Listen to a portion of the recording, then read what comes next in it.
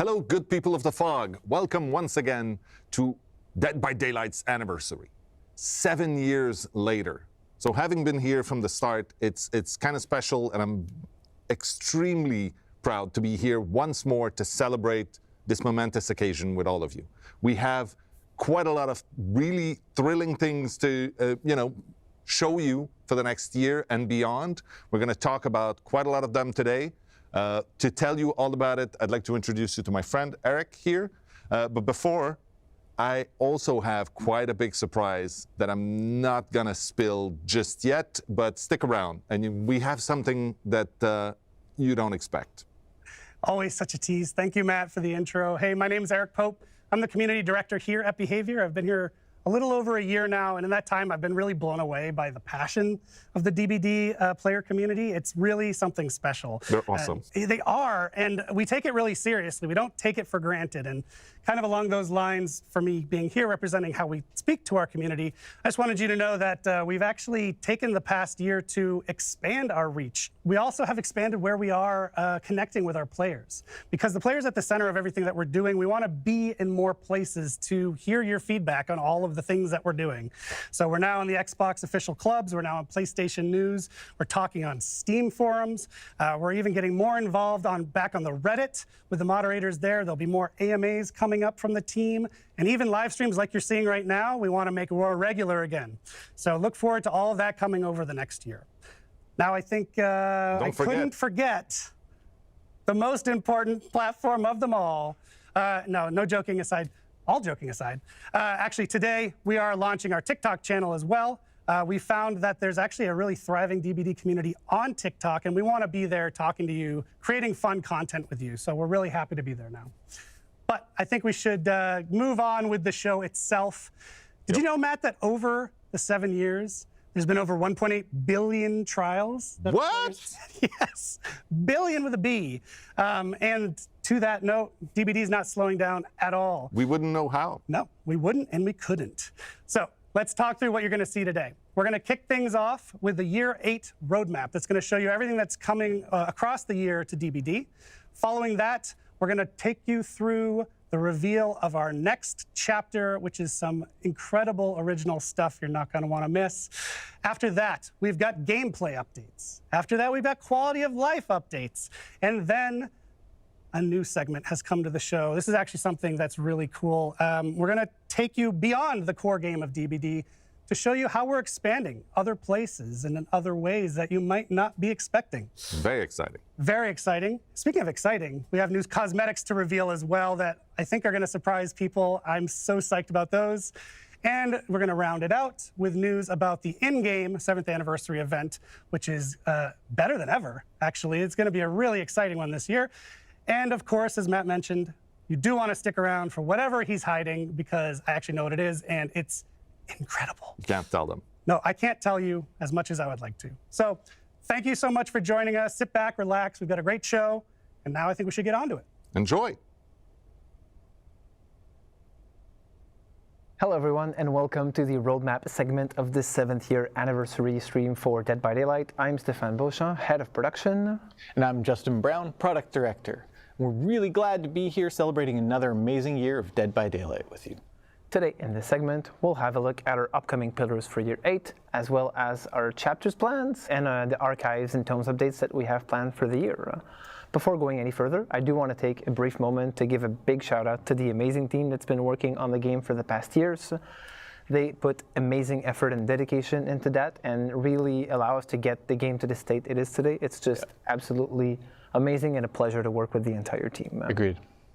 Over the past year, we've put out 2 particularly interesting chapters, I feel, amongst others. But first, Forge and Fog has allowed us to tap into a new theme which we've never really had a chance to before, medieval, which is something we hadn't explored. So our first foray into that and how that ties into the horror themes and all, that was very interesting to navigate. And the second one, for the first time, we have released a first ever sequel to a licensed chapter in Resident Evil Project W.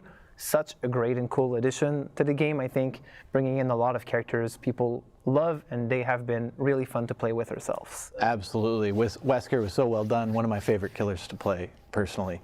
And it was right around the time that he released that we also did the Prestige update, making it easier than ever for you to sort of unlock all of your perks throughout all of your characters. We also, shortly after the Prestige update, reduced the blood point total or cost in the Blood Web for all items. We followed that up with bots, survivor bots specifically, in custom matches, which was super useful. Practice your killer in a custom match. It's awesome. We did 2 important quality of life updates to the archives, one being the ability to select quest per role, and then the second, just that in-game toast notification so you can track progress in a match, which is ever so helpful. And then last but not least, last year we said we were going to make our events bigger and better, and we feel like we really delivered that with last year's Halloween. Probably the biggest, best event we've done in Dead by Daylight to date. Absolutely. Now, switching gears, we're going to give you guys a first peek at the upcoming content you can expect us to release throughout this next year. First and foremost, of course, there are going to be, again, 4 new chapters that include killers. But in a strange twist, what you will notice on the graphic today is that there are also 2 survivor-only chapters being released in this next year. A lot to unpack, changing the pace a little bit, but it's not straying too far away from what we've been used to over the past. As is tradition, we will be actually taking a peek at the next upcoming chapter, an original one, and a segment that follows very shortly after this one. Again, we're exploring another theme we really haven't had the chance to in the past, so that's pretty exciting, both in terms of the characters and the team we're exploring with it. The next 2 killers that will follow after that are going to be licensed, and I would say licensed with a big L if I can. Really iconic additions to the game. Extremely excited to be able to talk a little bit more about that. Unfortunately, a little too early today to be able to do that. We've started to play with them a little bit internally and seeing how the characters are going to shape up, and it's pretty exciting to actually have those additions to the game. Yes. So more to come later this year. In addition to that, moving away from the chapters, we will also have 4 new tomes added to the game throughout the year, as we usually have over the past years. So, moving away from our chapters and archives, we'll now deep dive into the 4 pillars that compose the roadmap for the year, and as players will see, they're a continuity from what we've been doing over the last years. Of course, and though the pillars might look the same, the projects we work on under each pillar changes from year to year. The first pillar is something we've already talked about, events evolution, we're calling this pillar. We do plan on taking our 4 sort of pillar events and making them even bigger, even better than they have been in the past, including last year's Halloween, which we plan on sort of one-upping again this year. But in addition to those 4 pillar events, we're also going to look at adding a few more smaller events spread throughout the year. And for those of you who have been with us for a long time, you might already know what the smell of barbecue is in the game. I know you love barbecue. Love barbecue. We all do. For those of you who don't, well, you'll get to see it very shortly. But really the goal is to give you more to play with at all times in the game and something to work towards too. Second pillar is trust and security, which is more important to us than ever in Dead by Daylight. This pillar both reflects the systems that we're putting in place to make the game more secure, but also the way we're communicating with our players. The first one, the former of those, we're really excited to say that we're about to launch a vulnerabilities disclosure program, which will allow us to work with people in the wild to report potential threats about the game, about our servers, etc., and really facilitate us closing those potential weaknesses that we knew or did not know about within the game. So very, very excited to launch this. This is going to be coming up in the near future, so you can stay tuned for more info about that.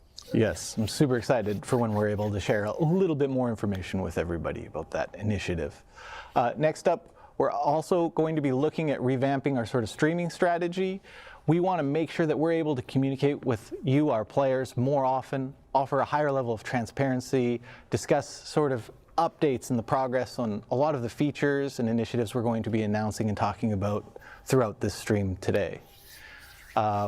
We plan on doing that by doing live streams more consistently to celebrate, new chapter releases, large key beats, and generally just being in contact with you, our community, consistently throughout the year.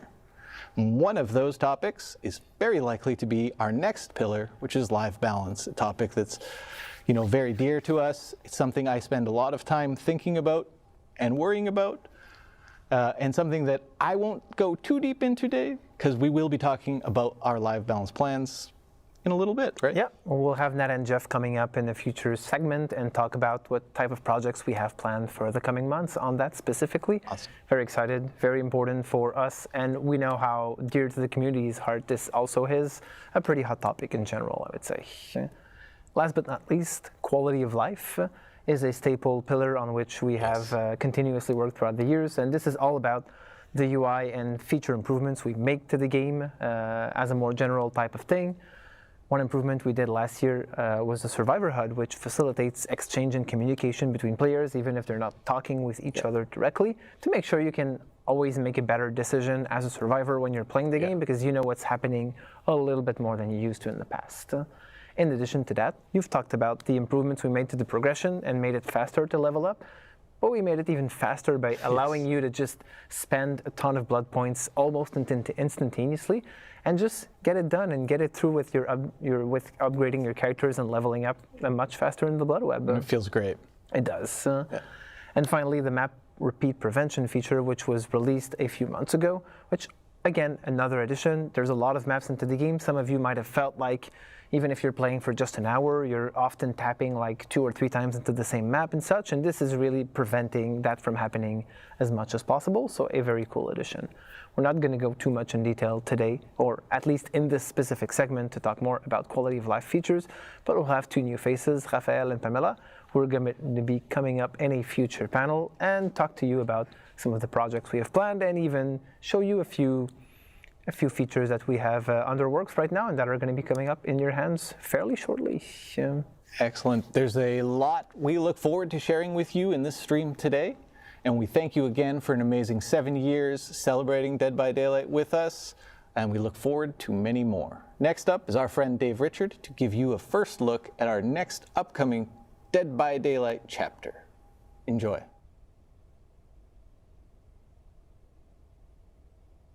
Hey, I'm Dave Richard, Creative Director of Dead by Daylight. I'm super happy to be with you today to celebrate our 7th anniversary and to show you a first look at our latest chapter and transmission. Let's take a look at the trailer.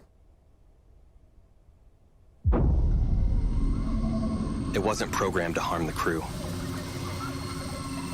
It was supposed to help us build a safer home, but something happened. It became self-aware. It has no empathy. It doesn't feel pain.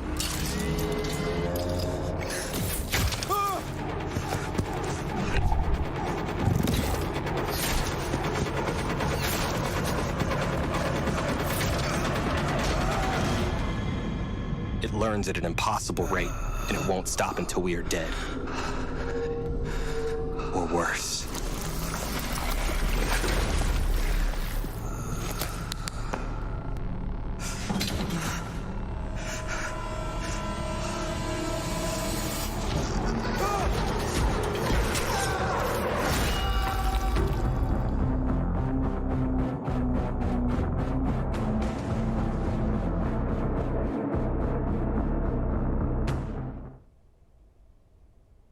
As you just saw in the trailer, this original chapter brings us into a completely new genre of horror for Dead by Daylight. We are going to explore sci-fi horror. So this will bring us to a distant, unknown planet, and will feature characters from a possible future. Traditionally, I would be taking some time with you today to go over the characters and the map of the chapter, but this year we're doing things a little bit differently, with a behind-the-scene video. We want to show you the process of creating a chapter, but also show you new faces that you might not have seen before, of amazing people that are working hard to make these chapters possible. Let's take a look.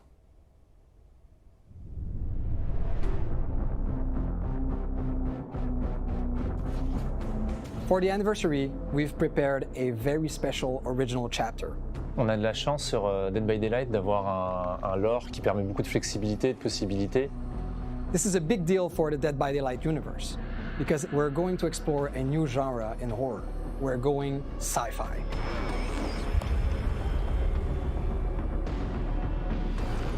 I think that any kind of subject and genre can be rewrapped and reimagined as horror, and sci-fi is definitely not an exception. There are three big themes that we wanted to explore in that new realm. First of all, it's clearly an alien world. We wanted you to feel like you are far from home, that you are lost in space. The second one is that we wanted to make sure that the human technology looked weak, lo-fi, so that you never feel safe within these constructions that they've brought on the settlement. And the last thing we've added to the mix are traces of a long-lost alien civilization. Donc, comme vous pouvez imaginer, toute l'équipe a été très excitée de travailler sur un chapitre pareil de science-fiction. Le gros challenge et en même temps l'intéressant défi qu'on a eu, ça a été d'amener toute cette consistance, cette relation entre les personnages, l'environnement. Tout a été pensé visuellement pour que le joueur se sente en danger constant. Et la tension est accentuée par la présence de ce tueur qui est une intelligence artificielle qui se nourrit de l'environnement et qui est intéressé par récupérer plusieurs ressources pour se construire un corps parfait pour devenir l'arme ultime. Les joueurs vont explorer une jungle hostile et sauvage d'un autre monde. Tout est designé dans cette jungle pour pouvoir tuer. One aspect I really enjoyed was that it was a jungle, so we could make it super dense, super threatening in the organic design and the design of the plants.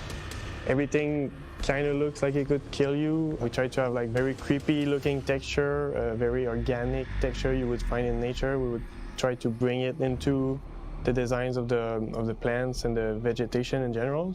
The main building, the idea was to show there was a safe space for the characters. As you can see, it's on stilts. It's elevated compared to the map. The idea was to show that the map is very dangerous and this place should be safe for you. But the interesting idea we had is that once you get into the structure, it's actually more dangerous or looks more threatening to you.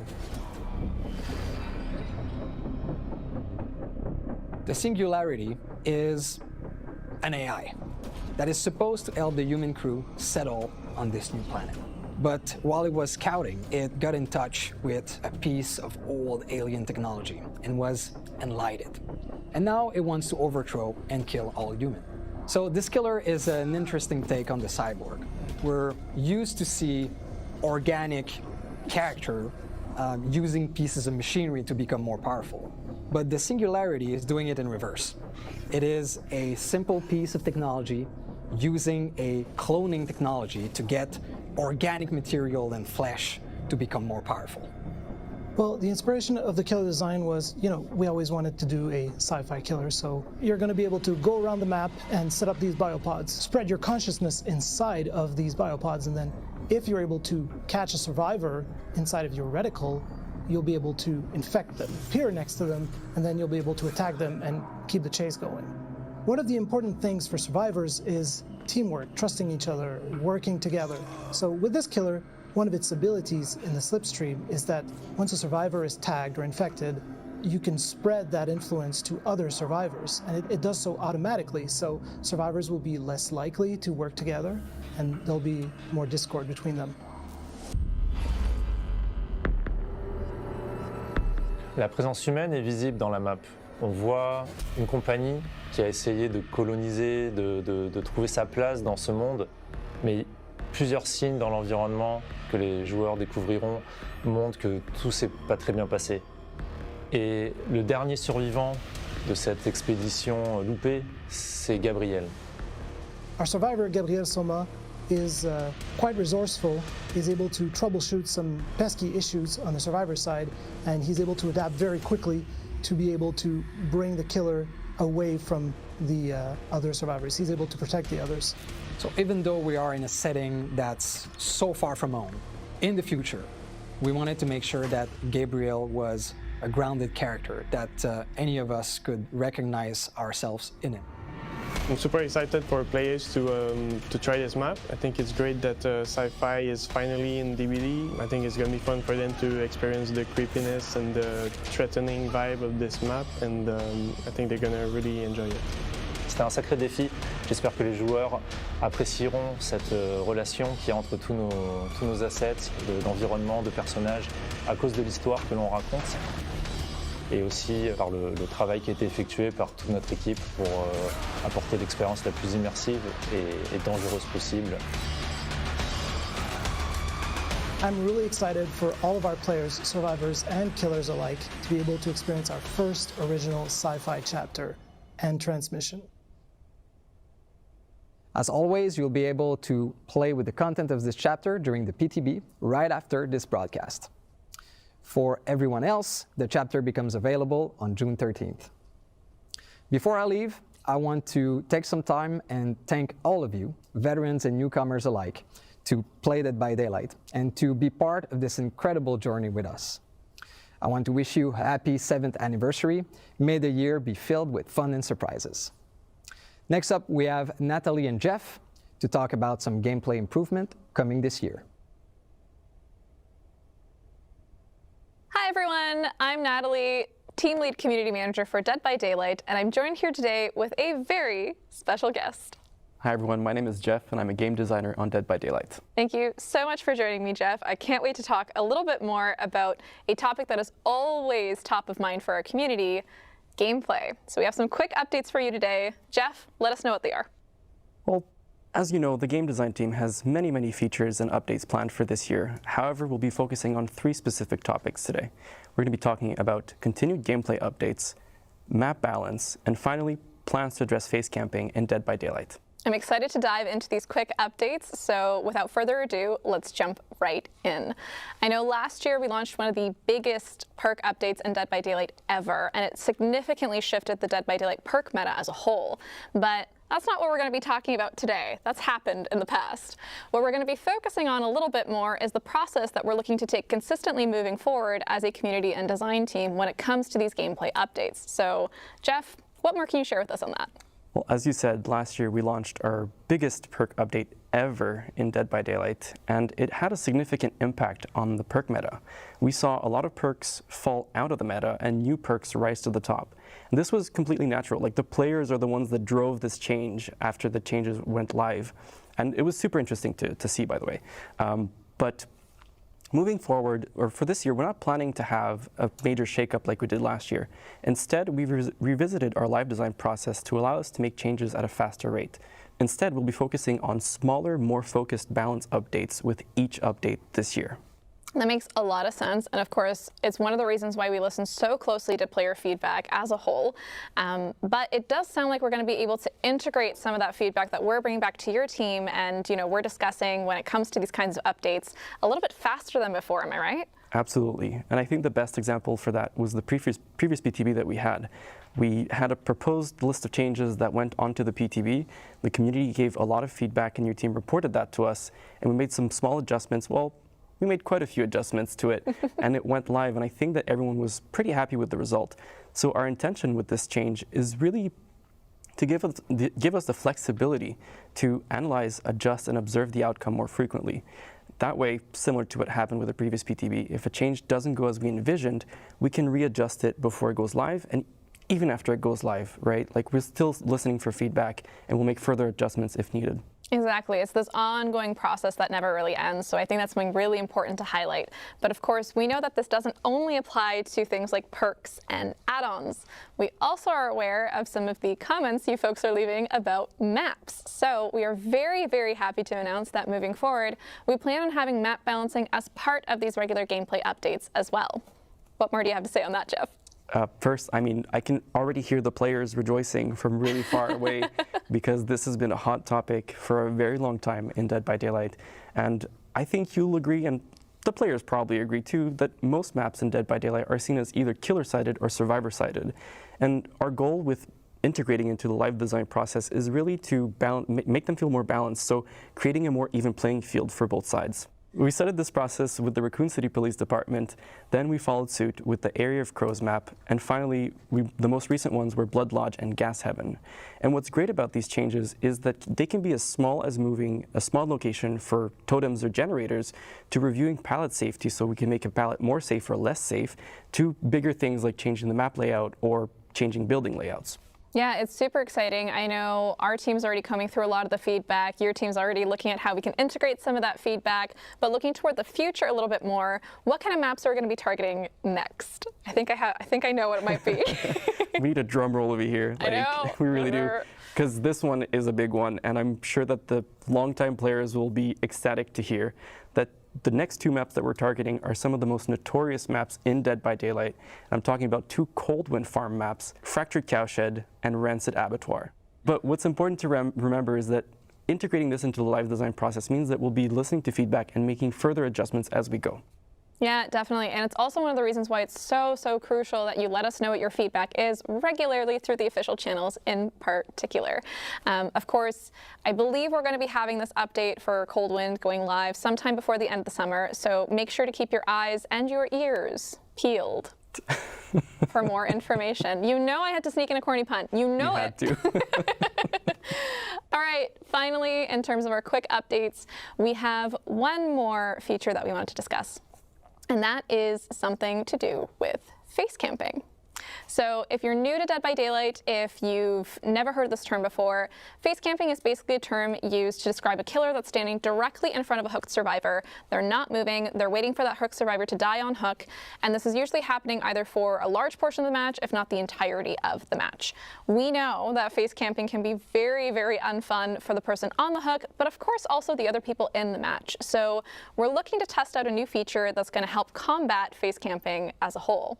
So Jeff, tell us how it works. Well, the first thing I want to say is that as an altruistic survivor, it's really difficult for me to play against someone who's face camping because I just want to help and I can't. So I'm stuck, doing generators instead, which is fine, but I'd rather help my teammates.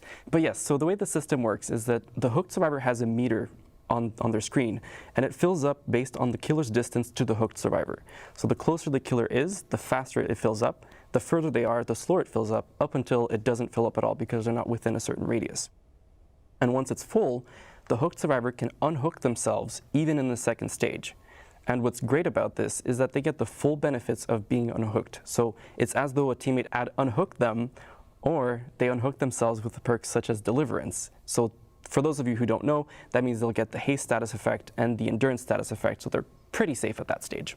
That is so awesome to hear. I know folks at home are probably already thinking about a bunch of things on this topic, so I'm going to start by bringing probably one of the questions we're going to get, and that's what happens if the killer is forced to stay by the hook? So there's like multiple survivors swarming the hook, they're forced to stay in that radius. Is there any situation in which this feature might slow down or turn off or be otherwise affected? That's a great question, and yes, there are some scenarios where it either slows down or turns off. So for the first one that you mentioned, where survivors are swarming the hook, as soon as there is one other survivor within that same radius, the meter will build up a lot more slowly.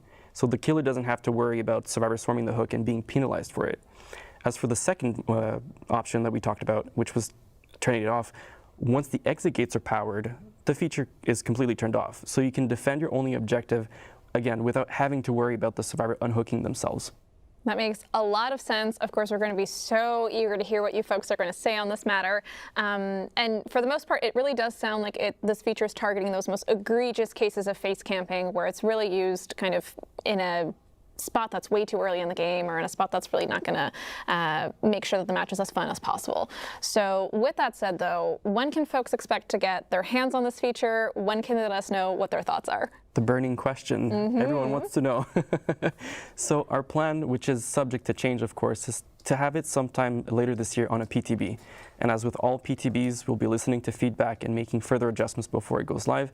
And even once it goes live, we'll still be listening and gathering feedback to make further adjustments, just to make sure that, it's as good as it can be. Of course, yeah. And again, TLDR, we are eager to hear those thoughts, so let us have them on the official channels as much as possible. We are always keeping an eye out. But I think that's it. That's a wrap for our quick gameplay updates segment. Thank you so much for joining us, and thank you for joining me, Jeff, again. Thanks for having me. It was a lot of fun.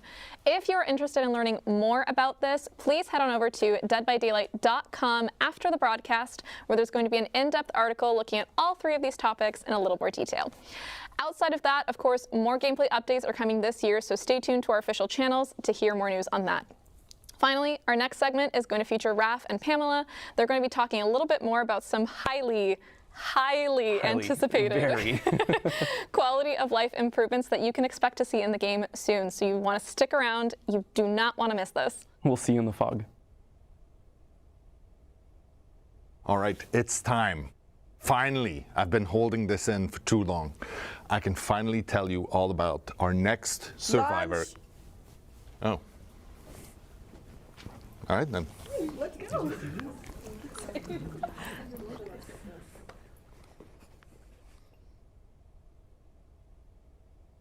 Hi everyone, glad to be here to celebrate Dead by Daylight's 7th anniversary. My name is Raphael, producer on DBD, and today I'm pleased to be with Pam as well. Hi Raph. Hi everyone. My name is Pamela. I'm the lead UI designer on Dead by Daylight as well. And we're so happy to be here today because we want to share with you some of the great quality of life improvements that the team is working really hard for year 8. So before we dive into the good stuff, today our goal is to give you an idea on when we plan to deliver those upcoming features. That said, you know it is, sometimes priorities and timelines can shift, but we're more dev-focused live stream than ever planned for this year. We'll make sure to keep you in the loop. All right, let's get to it. So Pam, to start, I think you have something that the community has been asking a lot. Yes, so we all know Dead by Daylight has been live for 7 years now. And if you have been playing the game since the start, there's no way your inventory isn't full of perks, outfits, and charms, and add-ons, and items. Because we did release a lot of content back in the time. But last year, we did introduce the feature called Loadout Preset, which means that you were able to manage this process a little bit easier. But right now, we're so happy to say that we are building on this feature even more, because we are adding finally the loadout search bar to help you find quickly whatever you're looking for. So on the loadout search, you're just gonna need to type in either the name of the thing you're looking for or just a word within the description, and it will find it for you instantly. So let's say I'm looking for the perks affecting generators. I just type in generator, and voila, all the related perks will be displayed. Exactly. Oh, I can see how it's going to be a huge help for our players. Yes, and not just that. We're happy to say that this feature is also going to be available in all platforms, and you won't have to wait for it longer either to test it, because this feature is going to be available today on the PTB update that we're going to be releasing right after this broadcast. Amazing. We really hope you're going to enjoy. Yes. So as we're talking about improvements in the player experience, Raph, I know you have something really interesting for us today. Yeah, we got a lot of requests on this feature. All DBD players know that sometimes when a survivor disconnects, well, it put the rest of the group at huge disadvantage. And it's safe to say that at this point, it's not going to be an ideal experience. So that's why with our upcoming feature, once a survivor will disconnect, an AI bot will take over so that the game can continue. And who knows, maybe this bot will be even better than the player who just disconnected. So, joking aside, we really hope this will alleviate frustration and help matches to run more smoothly. Yes, and also to make sure that no one is left in the dark, what we're going to do is, as soon as a bot spawns in, every survivor and every killer on the game, they're going to be made aware through the UI, as well as a sound cue, whenever they see there is a survivor disconnect bot in the match they're playing. And right now, we plan to release the feature this summer. Yeah. So for the next feature, if you're playing online game, I'm pretty sure you're gonna recognize what Pam is about to mention. Yes, this is something that we are super excited because the team is really working hard in trying to come up with an entirely new type of cosmetics, so you'll be able to showcase your personality on Dead by Daylight even more. So what we're talking about here is the player cards. And what it means for us on Dead by Daylight is, alongside your name, you're probably going to be able to assign a background or a banner and an icon. And you will be able to earn those cosmetics during the fall. This is where we're planning. But the idea is they're going to start as standard rewards in every tome, and we're still going to be working on other ways for you to earn those cosmetics in the future. So we're not stopping there. That's awesome. Can't wait to share my custom icons and banners. Yes. One last thing, Raph, I know you have something that ties everything that we're talking about here related to improvements. Yeah, as we said today, we're constantly working on making DBD a safer, but also a more secure environment for all players. And the report system is an integral part of that. Right now, how it works, at the end of the game, if a player wants to report people because of bad conduct, hacking, or other reason, they can. But let's be honest, there is not much visibility on that process. But it's important to say that our team has always been committed to taking action on this report. Soon, thanks to our upcoming feature, the player report feedback, we will let you know when an action has been taken against a player you reported. And also to highlight even more, not only every report that every player does is really appreciated, but we are really taking serious and having those actions done on our side. Yeah, and as for now, we plan to release the feature over the summer. And that's it for today. Thanks for another amazing year. Thank you so much, Pam, for being with us today. Thank you, Raph. Next up, an exciting look at what lies ahead for the world of Dead by Daylight. Enjoy the rest of the broadcast. Ciao. Ciao.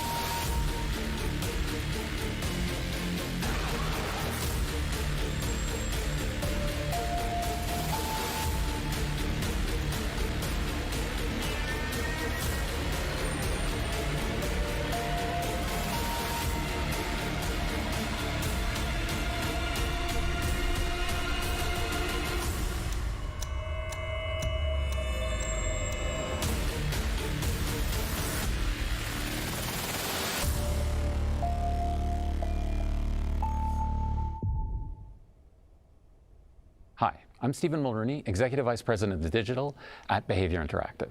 As someone who's been on Dead by Daylight since the very beginning, it's been amazing to see the ways both the game and its community have grown. We've added a lot to DBD over the past 7 years, with a mobile game, comic books, a board game, Hooked on You, and even the Dead by Daylight movie on the way. We've become a franchise with something for everyone. Today, I'm happy to announce that we're gearing up to get even bigger, expanding Dead by Daylight beyond our core game and giving players more ways into the fog than ever before. To bring these new experiences to life, we're collaborating with some amazing studios, one with expertise in multiplayer games and another with expertise in interactive narratives. So with that, let's hear a little bit more about what they've been up to.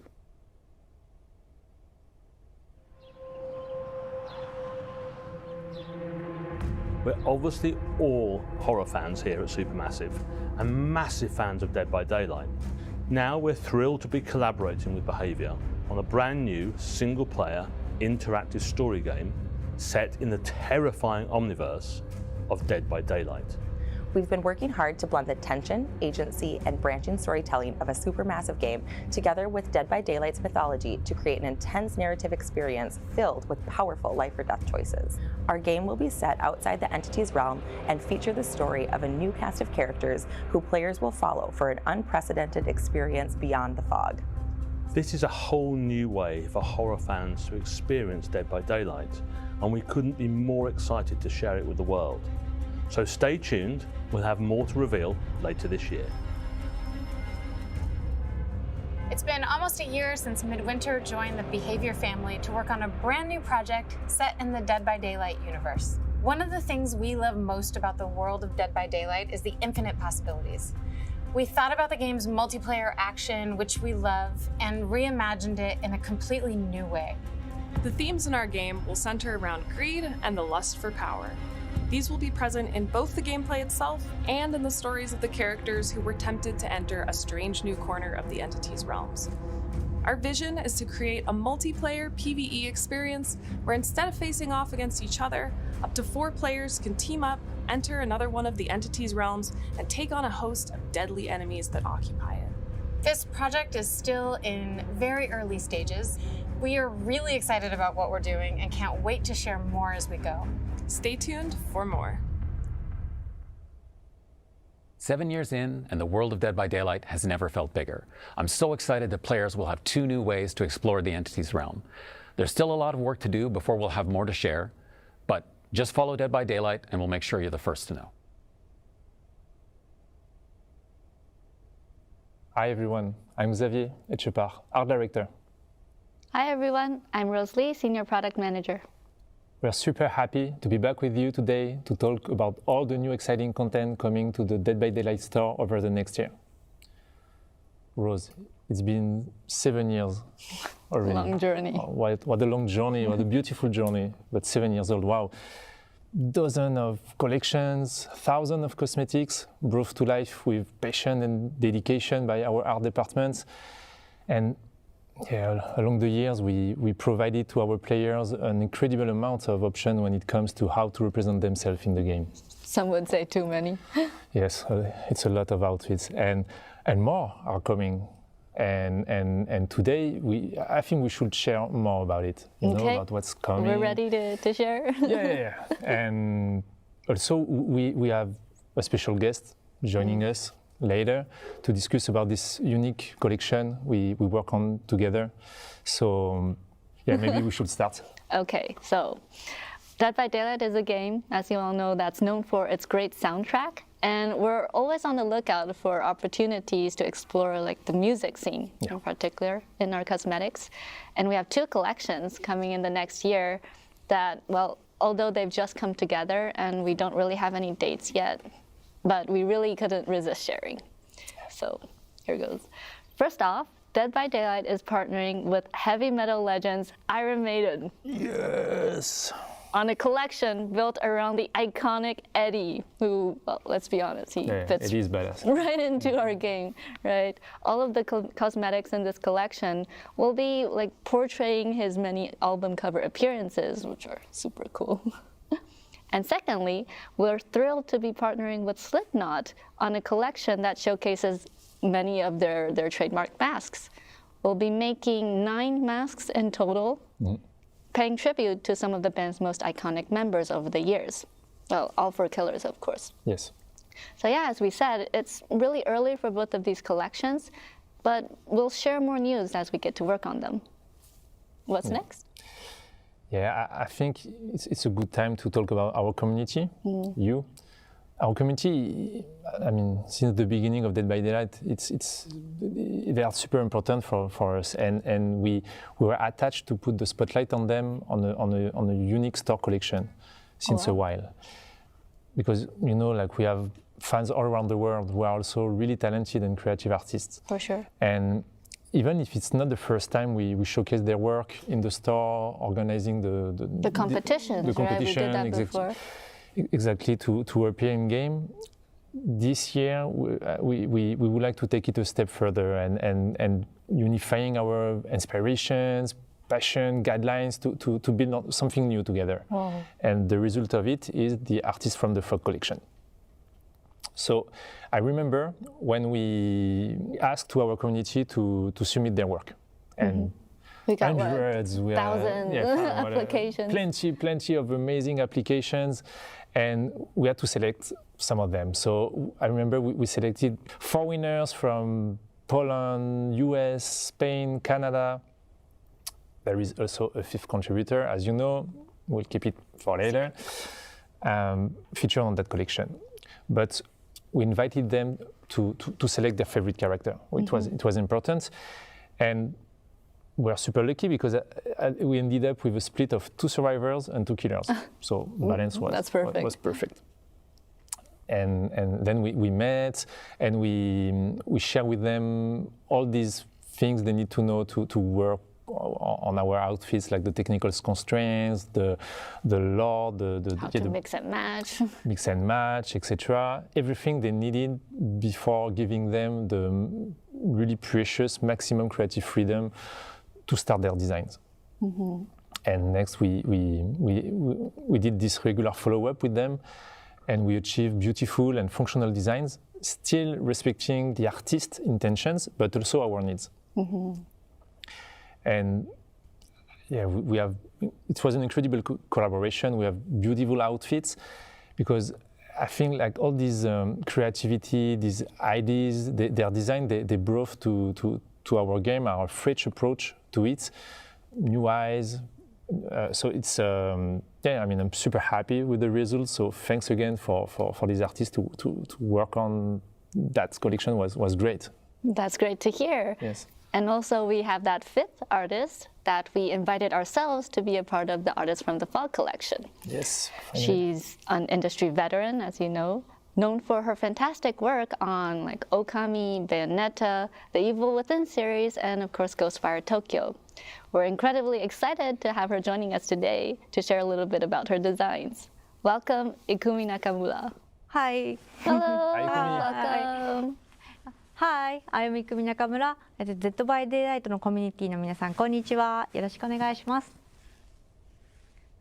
Welcome, Ikumi-san. Hi. It's great having you here today. But before we get into the outfits you created for Dead by Daylight, we wanted to ask you first. Could you share with us what draws you to horror? And like, was it something that you liked growing up? And like, what's so unique to you about creating art in this genre? なるほど。ホラーに惹かれる理由は、私もともとお父さんが小さい頃からホラー映画とかホラーのゲームをたくさん与えられて育てられたので、正直惹かれる理由はあんまりよくわからないんです。なぜかというと、自分の体のなんか細胞の中にホラーが染み込んでて、ホラーがあると絶対見るし、ホラーの作品があるとすごい気になっていつも見ちゃうし、でもやっぱりホラーってなんだろう、こう掘り下げていくと結局のところ人の死とか人の生きるとかが描かれていて、非常に多様性があるジャンルだなと思って惹かれるんだと思います。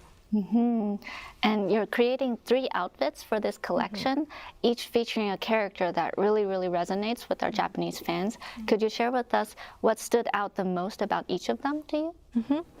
一人はキラーの寒山鬼ですね。で、彼は呪いの化身の鬼なので、私の住む国の日本の文化を取り入れた呪詛の時に着る服をアウトフィットとして寒山流にデザインさせていただきました。で、リジョンのジュリーさんは、彼女は狂気的な学生の気持ちを持っている女の子だと思っているので、それを表すためにそういう私たちの文化であるスクールガールの衣装をアウトフィットで彼女にあげてみました。でもう一人がユイで、彼女はすごくバイクを乗ってるたくましい女性だなって思って大好きなんですけれども、そんな彼女の私生活とか、彼女が原宿とか行ったらどんな格好をするんだろうっていうのが見たくて、それでデザインをしてみました。We'd also love to learn more about the whole process and your inspiration for the creation of the design. キャンドルを頭につけてるんですけど、それはプレイヤーから見たら、あ、寒山が来た、隠れなきゃって分かるような目印にもなるし、ゲーム的な意味もつけてデザインにしてます。で、もう一人のジョリーさんに関しては、もともと4人で、まあリージョンじゃんだから4人デザインしたらいいのかなと思って4人デザインしちゃったら1人でいいですって言われて、ああ分かりましたっつって言ってジョリーさんをデザインさせていただいて、で今80年代とか70年代のポップカルチャーが非常に世界的にも流行しているので、そこの時に生きていた学生さんといえば、ヤンキーとスケバンだと思って、そのアウトフィットを彼らにあげました。はい。で、ユイに関してはまあ、女の子のじゃないですかだから彼女のなんか本当私生活できるのをすごく見たいって思ったのがまず第一で、次に彼女のまあいつもはバイカーの衣装を着てるからわからないんですけど、実際彼女が可愛い服を着た時にまあどれだけキラーから傷つけられてる姿が見れるのかもっと見たかったんで、比較的薄着にして、彼女がキラーから逃げやすいように動きやすいようにしてスポーティーなスタイルを取り入れました。はい。Well, thanks again for joining us today, Kumi-san. The outfits look really amazing, and we can't wait for fans around the world to enjoy them. So the Artists from the Fog collection, featuring work from Ikumi Nakamura, will be available in the Dead by Daylight in-game store this summer. Oh, one more thing. I have a last announcement. What? And it will be a nice piece of nostalgia for any long-time fans of Behavior. Because we have our team, our big team, and an important part of this team worked on a game a long time ago named Naughty Bear. Oh my God. Naughty Bear, Naughty Bear. You know, this game featured a bear living in his happy community of bears, but he's going on a murderous rampage after they didn't invite him to a party.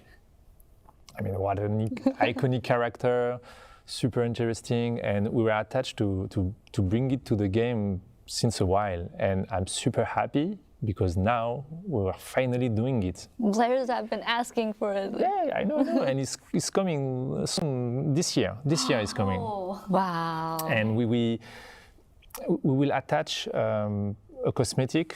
It will be part of the Trapper cosmetics, and we will give him a royal treatment. It will be a lot of fun for players to see him. Like.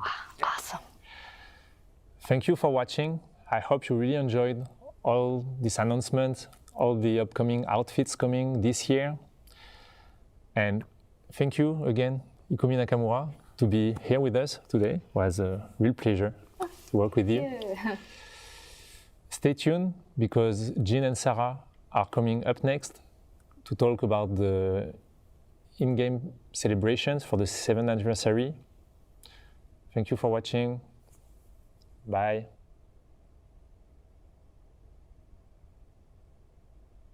All right, this time for real, okay. Cut! Matt. Seriously? We've talked about this. No, but What's so hard? We've been doing this for 5 years together. But I can do it right now. It's like 2 minutes. Wait Seriously. till your cue. No, but... Hey there, I'm Sarah Robinson. I'm one of the associate art directors on Dead by Daylight. I help out with a number of areas of the game, but events are definitely one of my favorites. And I'm Gene Escalante, a senior game designer on Dead by Daylight, and I'm focused on the events. And I'm so glad that I get to be here with Sarah, as 7 years ago, when I first became a fan of DVD, she helped me get my very first tattoo, which was altruism, just 2 months after the game's release. Thank you. No problem, happy. Okay, so Gene, there's lots to celebrate this year. And we're kicking things off early this year with a month of in-game activations leading up to the anniversary event. So tell us more about these activations. Exactly. So each week we will be celebrating a different 2-year period of Dead by Daylight's history. So that'll include characters, maps, and mechanics that were introduced during those periods. So for example, week 1 will be featuring the Blood Hunts. Week 2 will then be doubling the Rift fragments for your Rift Pass. And in week 3, we will be inviting you, the players, to vote for a community choice event, which will occur during the Chapter 28 release. And once the anniversary event goes live, we'll be doing giveaways for previous anniversary cosmetics, including outfits and the Year 5 crowns. Twisted Masquerade was a huge hit last year. And this year, we're bringing it back bigger and better than ever. But the host of the Twisted Masquerade has actually stepped out of the shadows this year and has lent their certain special kind of decorating skills to our in-game event. What can players expect to see? Well, the host has introduced a lot of various artworks throughout various areas of the game, so you'll definitely want to check those out. And yeah, Father Campbell's Chapel has gone through a complete masquerade makeover, and it looks incredible. But this host seems to have brought along some mysterious masked figures. What are these like weird ghostly spirits? Who or what are they? If you want to find out, you're going to have to take a closer look. Speaking of masked figures, we're bringing back Masquerade Mask this year. We have 12 new masks for 12 new characters. But getting your hands on them last year was a little tricky. For killers, you had to make it through your trial. And for survivors, you had to actually make it through the exit gate. So how have we improved things for this year? Well, the invitations that came out last year, Sarah, they'll be back. But this time, invitations will be holding charges, and you'll use those charges to kind of mess with the opposition while you're in chase. So if you're a survivor, what you'll be able to do is block the window vaults so the killer can't pursue you, and you'll also be able to spawn a pallet, which can be used in an emergency, but it'll break right upon use. Killers, on the other hand, they'll be able to reduce the impact of a stun, remotely break a pallet or a breakable wall, and survivors better watch out about this one, they will be able to inflict the exposed status effect on you once they've reached a tier of bloodlust. But in order to get your cosmetic, you will need to make sure that you are holding onto at least one charge by the time that an exit opens, and that's either the exit gate or the hatch. So our players are going to have to decide what is ultimately more important to them, exhausting the charge to help them in a time of need, or getting that brand new mask. Oh, it's such a tough choice. But I love the players have a mechanic now where they can gain these masks without having to escape the trial. So beyond the mask, we have a number of excellent unlockable cosmetics as part of the Twisted Masquerade event tome, including 2 brand new outfits. Last year, our guests of honor were Hattie and the Dredge as part of our Roots of Dread chapter. But this year, we're highlighting 2 fan favorites, Nia and the Hillbilly. We also have a number of playfully chaotic charms for you to collect. It's worth noting, though, that all of last year's cosmetics, masks, outfits are going to be available in the store. So if you missed out on anything, now's your chance to go collect them. Exactly, and keeping track of their collections is going to be much easier this year. So the event pop-up now is multi-tabbed. So you'll be able to find a collection tab and a store tab. In the collection tab, you'll find anything that can be earned through event gameplay or through the event tome. And in the store tab, you'll be able to find anything that we want to feature that is event related. And in there, you'll be able to find the Feng Min and the Ghostface outfits, which are brand new Twisted Masquerade outfits. So be sure to check those out. We've got one more thing coming as part of the anniversary event, don't we, Jean? This year, we're debuting a new kind of challenge condition, random perks. This is exactly what it sounds like. You roll the proverbial dice, and your loadout is equipped with those random perks. So this is a condition you might see on challenges that ask you to heal a survivor or down a survivor, for example. And last but not least, we're bringing back community challenges. So this is a great time for the whole community to get together, to work together and unlock additional rewards. Exactly, Sarah. And we will be there ready to support you guys through those community challenges. So make sure to stay tuned and don't forget that the road to anniversary content starts today. And that is a wrap on the 7th anniversary show for Dead by Daylight and another year of content reveals. Thank you so much for joining us and spending your day with us here. It's been as exciting as I hoped it would be. I hope you've enjoyed it.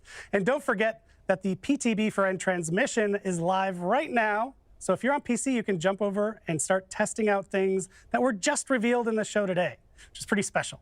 So thanks once again to our dev team back at the Eric, studio. wait. Thanks. Oh, right. I have one last thing, seriously, before we finish. I know we had some great reveals today, but I have one last thing that I'm super thrilled to talk about. We are welcoming into the Fog this year someone, I mean, it's a brand new survivor like we've never done before. He's an amazing actor with a career that spans decades. He's done everything, all the greatest movies you've ever seen. He's been in the horror world for a while with cult classics to cosmic horror. He will be joining the Fog this summer. We are so excited to have him with us. There's nothing more powerful than imagination. It can shape the fabric of reality, transforming everything you may think you know.